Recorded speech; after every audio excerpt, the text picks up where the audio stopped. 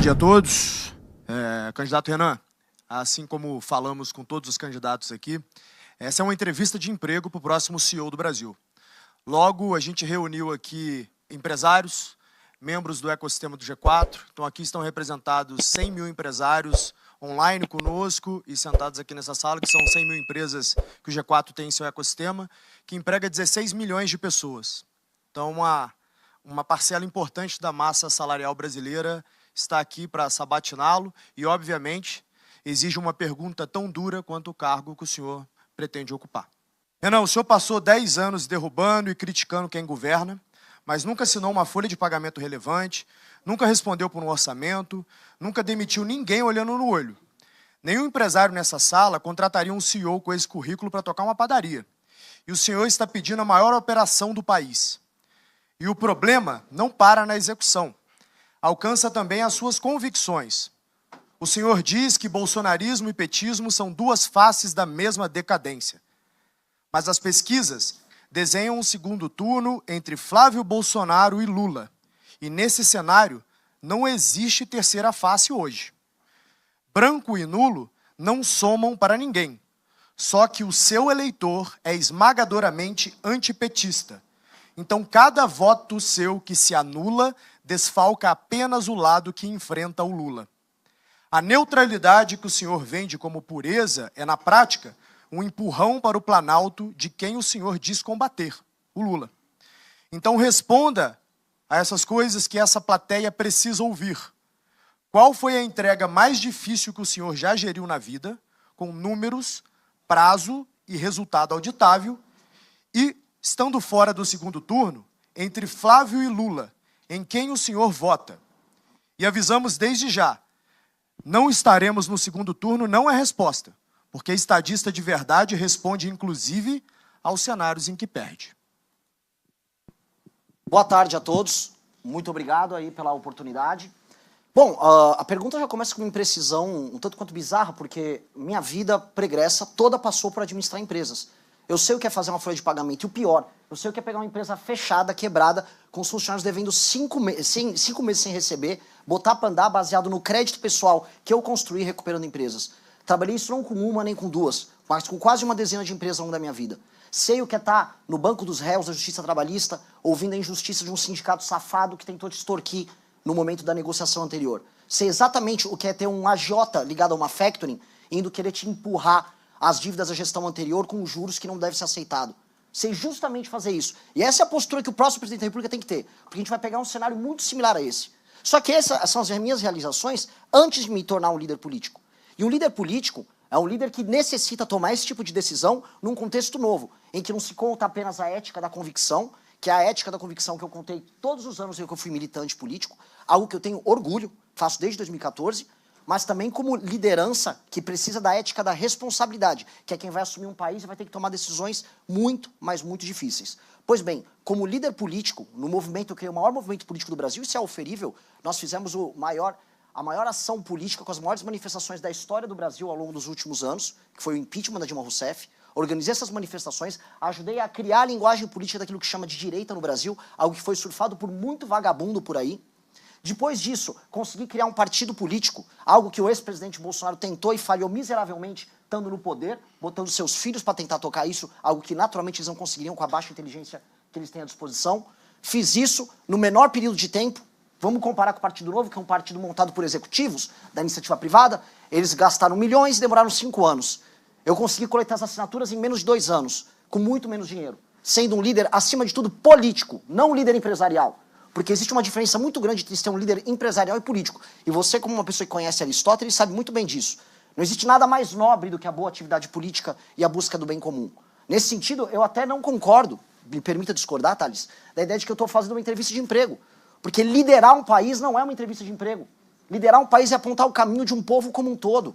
Meu objetivo não é obter um lucro, meu objetivo é obter um horizonte. São coisas diferentes, ambas muito nobres, mas elas têm naturezas diferentes. E a gente tem que entender essa natureza. E o que me qualifica nesse sentido para estar aqui, além dessa experiência pretérita e dessas realizações que são metrificáveis, no partido político que eu montei, eu tinha uma folha de pagamento que envolvia milhares de jovens espalhados pelo Brasil. Milhares, que ficavam debaixo de chuva, debaixo de sol, tomando não na cara de um monte de gente, que falava, eu não vou acreditar em montagem de partido, o Brasil não precisa de um partido.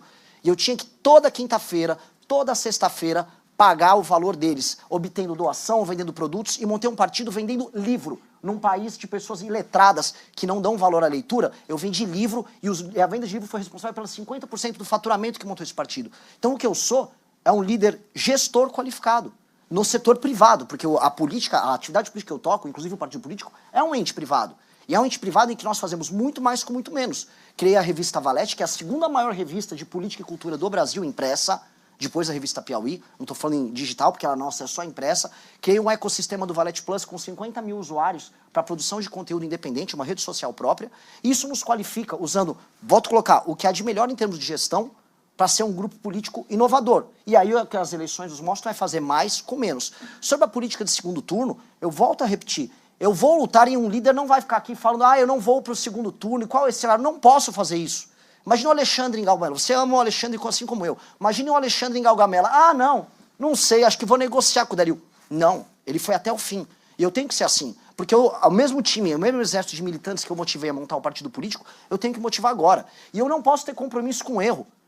A família Bolsonaro e o lulismo são duas faces da mesma moeda, não porque são iguais, eles são diferentes entre si, mas porque ambos geram danos terríveis para o nosso futuro.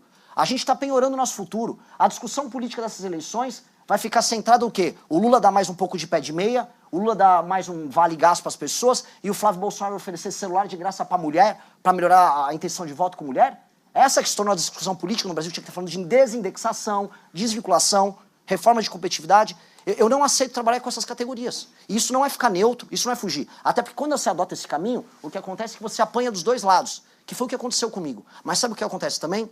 Você se torna um líder melhor. E esse é o ponto. Eu só estou aqui sentado, tendo a honra de estar sentado com vocês conversando, porque eu adotei um caminho, não da neutralidade, mas de enfrentar ambos, de não aceitar o erro de ambos. Isso me tornou um líder qualificado, que de acordo com algumas pesquisas, como é o caso da Atlas, já me coloca em primeiro lugar no público de 16 a 24 anos, ou seja, construindo um horizonte novo. E citando aqui um líder empresarial que deve ser referência para todos vocês, que é o Peter Thiel, ele já dizia bastante, crie seu próprio monopólio. Crie, antes de tudo, seu próprio monopólio. Seja líder de uma tecnologia que ninguém pode imitar. Foi isso que eu fiz para as novas gerações. Eu criei um pensamento político próprio, para um grupo político próprio, uma estética própria, uma liderança própria. E com base nisso nós criamos um nicho eleitoral próprio, com um sonho, um horizonte próprio, que nos deixam aptos a participar do grande debate. E é por isso que eu tenho a honra, Thalys, de estar aqui com você, de poder discutir isso com você, de poder discutir com o Duda. E estar aqui. É uma visão que pode ser encaixada também como empresarial, no sentido de gestão, mas uma visão muito poderosa em termos de coração. Eu estou aqui por causa desse coração e é isso que vai fazer a gente mudar o Brasil. Obrigado. Mas, candidato, a resposta, vota Lula ou Flávio, sendo que Lula elege Eu voto Renan Santos. Eu não vou para a batalha pensando em perder. Eu voto Renan Santos. Candidato, deixa eu aproveitar e exibir rapidamente uma pesquisa da Real Time Big Data sobre o candidato Renan Santos. Fizemos uma sondagem com eleitores e aí fizemos a seguinte pergunta: qual é o maior feito de Renan Santos? 64% acredito que nenhum, 7% falam que é a criação do MBL, 8% falam que é a fundação do partido Missão, 20% falam da derrubada da Dilma Rousseff, ex-presidente da República. Temos outros slides também. E qual a promessa de Renan Santos sou a melhor? Nenhuma, para 35%. Mutirão anti-Bolsa Família, 17%.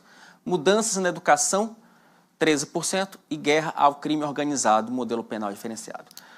Candidato, a partir dessa pesquisa eu quero fazer a seguinte provocação ao senhor. O que faria a pessoa física, Renan Santos, votar no candidato Renan Santos? Infelizmente tem que recorrer à resposta anterior, ser um bom líder. Ser um bom líder. E algo que não está presente aqui, que é ter tomado as decisões duras, que machucaram o meu grupo político, mesmo quando o caminho oposto soava mais fácil. Quando a gente enfrentou a Dilma Rousseff, e a gente começou a congregar toda aquela energia do antipetismo num caminho só, era um caminho relativamente fácil. Nós, os bolsonaristas, andávamos juntos, a turma do Partido Novo, todos andávamos juntos. Quando veio o governo de direita, em que nós precisávamos cobrar e discordar, e aqui eu vou fazer um elogio ao antagonista, que o antagonista adotou um caminho difícil à época também. Nós cobramos. Imagino que o antagonista deve ter perdido assinantes e clientes. Muitas pessoas perderam. Nós perdemos toda a nossa base política. Só que o papel de um líder é sofrer com as suas teses. O líder político que ganha dinheiro, ou fica famoso, ou ganha votos defendendo algo que não acredita, não é um bom líder. Na verdade, ele é um seguidor. Ele segue o que a manada puxa. E o líder, ele lidera, ele aponta o caminho. Então, a minha maior qualidade que está ali, ela se expressa não exatamente proposta a proposta, mas no que está por trás das propostas, a substância por trás, que é ser um bom líder. E fui um bom líder de um grupo que hoje está no jogo político, disputando um jogo de gente grande, simplesmente por causa dessas qualidades, as qualidades de uma boa liderança. E eu acho que o Brasil passa por uma crise de liderança. O grande problema nosso é uma falta de liderança de gente que tem uma visão de um Brasil e que tente implementar ela de maneira ferrenha. Nem que você, sua reputação e sua vida seja destruída no processo. Muitas pessoas no campo empresarial fazem isso, destroem suas vidas pessoais, fazem abdicações, e isso é belo. E só que aqui no Brasil, o poder é visto como uma maneira de você fruir e você atender seus prazeres mais baixos. Não à toa, o escândalo do Banco Master era basicamente sobre dinheiro e prazer sexual. Não é isso? A elite política brasileira se baseia estritamente em dinheiro, troca de favores e prazer, quando não sexual. A boa liderança tem que ir para um outro caminho. Então, ao fazer esse tipo de sacrifício, e dado que quem nos acompanha mais e tem um determinado recorte, acho que a pesquisa pega isso, vai pegar um recorte um pouco mais masculino, vai pegar um recorte também mais jovem, esse recorte ele se apaixona. E aí vem a responsabilidade de transformar essa paixão não em culto, mas em ação. Passo a palavra para o colega Duda Teixeira, diretor da revista Cruzoé. Renan, vamos começar pela questão mais polêmica, que é o bordão que vocês têm do prendeu, matou, né? Você pode explicar qual que é essa ideia e quem que vai morrer nessa história? Eu espero que... Assim, eu recebi uma pergunta similar lá do pessoal da Globo, lá no nosso congresso, né? Ele falou, poxa, mas você quer diminuir as mortes, mas você quer aumentar a letalidade policial? No que eu respondi? Olha, então vamos fazer o seguinte, eu vou agora comunicar os líderes do tráfico para se entregarem de maneira voluntária, até no governo Lula. E tá tudo bem, não precisa haver morte nenhuma, não tenho uma vocação para Rambo, nem estou afim de ter. Mas a gente sabe muito bem que o Brasil vai precisar combater essas organizações e essas instituições. O bordão não fui eu que criei como se fosse uma agência de marketing. Ele surge da própria militância. Ele surge de um processo natural. Eu faço lives diárias em que eu comento problemas e esse bordão surgiu quando da morte de um empresário que estava andando de bicicleta na frente do Parque do Povo. Alguns aqui conhecem o caso. E diante do assassinato dele veio uma revolta, porque ele entrega seu celular e o bandido de maneira voluntária opta por atirar nele. E assim, é uma banalização da vida ou uma banalização da atividade do assassinato bizarra. E aí você vem a resposta, o que você vai fazer com ele? Só tem duas circunstâncias que você pode entregar para um cara desse. Ou você prende, ou você mata. Se entregou, prendeu. Combateu o policial, reagiu, morreu. Não deve haver uma terceira alternativa. O problema é que, e essa é uma pequena reflexão, não sei se eu tenho tempo para isso, mas... O senhor tem 32 minutos e 40 segundos, se for suficiente. 40 segundos, puxa. Tá, então ótimo. Gostei da precisão. O que acontece é que o sentimento de culpa que veio do regime militar, da ideia de violações de direitos humanos, contaminou a cabeça do legislador, dos juristas, na redemocratização, de modo a você ficar impondo garantias muitas a quem comete um determinado crime violento, e você tornou, no final, a sociedade refém deles. E aí a ideia da prisão, a ideia da pena, ficou vinculada, por exemplo, à ressocialização, quando não tem que ser o caso. Eu acho que tem uma das perspectivas de direito penal que a gente tem que trazer, é o direito penal voltado para a vítima.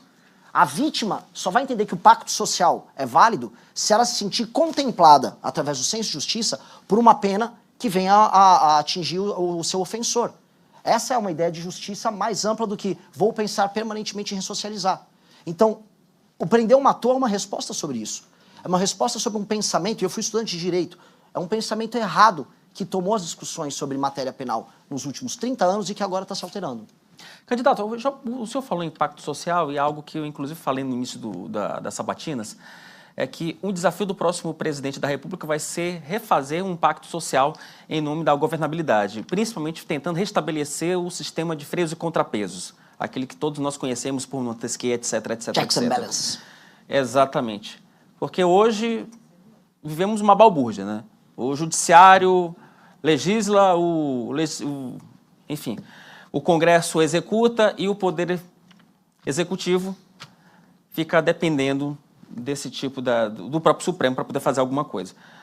Como que o senhor vai conseguir restabelecer essa relação? Tentar fazer com que o Executivo volte a executar, que o Judiciário volte a julgar e que o Legislativo tenha a sua função de fiscalizar. Essa é uma pergunta de R$1 trilhão, vamos colocar assim. Todas as democracias no dito Ocidente passam por um problema em que o executivo não executa. Isso não é, vamos dizer, um privilégio do Brasil. Isso vem acontecendo em todos os lugares. E recuperar a capacidade de ação do executivo, especialmente no mundo em que grandes potências como a China executam em muito, ou vamos falar de outras nações, a Arábia Saudita executam em muito, se tornou um desafio para o Ocidente, que se tornou uma espécie de um regime travado, altamente burocratizado. Isso no Brasil se agrava porque nós temos um regime que é oligárquico. E as oligarquias, elas estão no judiciário, no executivo e no legislativo. E elas fazem trocas de favores mútuas, de modo a você permanecer com essa estrutura oligárquica no poder, a custo da nossa competitividade, a custo, por exemplo, de uma dívida galopante, do aumento dos juros, do aumento de impostos, que redunda nisso. Como enfrentar isso? Você vai ter que enfrentar a estrutura própria do jogo. Se, por um lado, eu vou ter que fazer concessões e coalizões tão logo eu entro no poder, porque existe até um conceito errado que é tipo, o Renan é um cara antissistema, então como se eu vou chegar lá em Brasília xingando os outros. Não é isso. Eu vou ter que chegar em Brasília e montar uma coalizão, não só com o Congresso, mas com a sociedade civil. E uma coalizão vai passar a convencer da Rede Globo, ao empresariado, à agricultura, a formadores de opinião, a ter certos consensos junto com líderes partidários para que eu possa ter governabilidade. Essa governabilidade vai se dar em pautas que tem que estar muito clara para todo mundo. Não é assim, eu vou ter 4 anos de aliança com uma maioria no Congresso. Como foi o governo Lula II, por exemplo, que com o Petrolão ele estabeleceu uma maioria para PEC e não passava PEC nenhuma que importava. Sim. Nenhuma reforma foi feita naquela época. Nós temos que saber quais são os temas centrais. Desindexação, desvinculação, reforma da Previdência, uma agenda de competitividade muito poderosa, reformas em termos de matéria penal. Então, ok, eu vou precisar de maioria para PL, para algumas, e maioria para PEC. E vamos trabalhar caso a caso, gerando essas maiorias na sociedade civil. Ao fazer isso, eu começo a entregar coisas. Eu recupero a capacidade do governo federal de executar e ter a sua, vamos colocar assim, sua credibilidade de que as coisas voltaram a acontecer. E aí eu tenho que retomar determinados instrumentos que hoje estão na mão do parlamento para servirem ao executivo. Vou colocar uma coisa em primeira mão que nós precisamos fazer e que não é exatamente a coisa mais antissistema do mundo em falar. Nós vamos ter que usar as emendas parlamentares a nosso favor. Para obter governabilidade e para obter espaço fiscal, que é uma coisa que interessa para vocês bastante, espaço fiscal representa investimento, representa também queda nos juros. O nosso ajuste fiscal vai passar também por estabelecer um determinado gatilho. Todo valor, em toda votação orçamentária, que você reduz de despesa obrigatória, abre espaço para investimento. Sim. Abrirá também espaço para aumento das emendas. Elas não serão mais condicionadas à receita, elas serão condicionadas ao aumento do espaço de investimento. Porque o Congresso Nacional tem que ficar vinculado a cortar gastos obrigatórios para aumentar o espaço de investimento. E aí a gente disciplina o funcionamento das emendas. Outro dia estavam me xingando, o Renan falou bem do Flávio Dino porque ele está falando das emendas. Veja só, pode ser o capeta. Se o capeta ajudar a disciplinar as emendas, a gente vai ter que dar uma conversada com o capeta para fazer tocar. Porque hoje o Congresso Nacional se tornou esse instrumento próprio de gestão, porque ele tem o controle das emendas. E aí entra a questão STF, que é outra questão extremamente complexa. Porque o STF, ao mesmo tempo que ele chegou num pico de poder, ele também está no seu vale de credibilidade, com seus ministros envolvidos em escândalo de corrupção. O Congresso Nacional vai ter autonomia para tocar isso? Deve ter autonomia. Só que o próximo presidente da República, que vai ter condição de nomear ou 3 ou 4 ministros do Supremo, terá a condição de estabelecer a maioria. Vamos ser bem claro, as nomeações vão ter um critério que será técnico para o STF, mas que envolve uma posição política sobre uma mudança no funcionamento do STF. Então, os que eu nomearei terão que ser não apenas escrutinados, mas terão um compromisso público em acabar com essa farra dos escritórios ligados a ministros do STF, a serem favoráveis e não tentarem judicializar, por exemplo, o licenciamento ambiental, como tem gente querendo fazer. Licenciamento ambiental e queda de juros vai transformar o Brasil num canteiro de obras. E eles terão que ser favoráveis à segurança jurídica. 3, o STF entenderem e tornarem vocal que o STF não deverá ser a última instância ou o foro privilegiado dos senadores, em especial, e também de deputados, para que você não tenha um controle que eles exercem político sobre as ações criminais que envolvem os parlamentares, para que o parlamento tenha a sua capacidade. Ou seja, a criação de uma corte paralela, que nós vamos ter que passar com o PEC, junto ao Congresso Nacional, uma corte montada provavelmente com desembargadores nomeados por 2 anos, para poder andar com essa agenda. E assim nós vamos retirando de maneira, vamos colocar aqui, democrática e republicana, esses superpoderes do STF. É mais complexo do que a relação com o Congresso, mas terá que ser feito. E não terá que ser feito na base da briga. Eu não vou chegar lá, entrei no poder, vou brigar com o Xandão. Não dá pra fazer isso. Eu tenho o poder, eu vou brigar com o PCC e com os problemas fiscais. E aí, pode virar uma briga com o STF se eles resolverem se opor a essa agenda.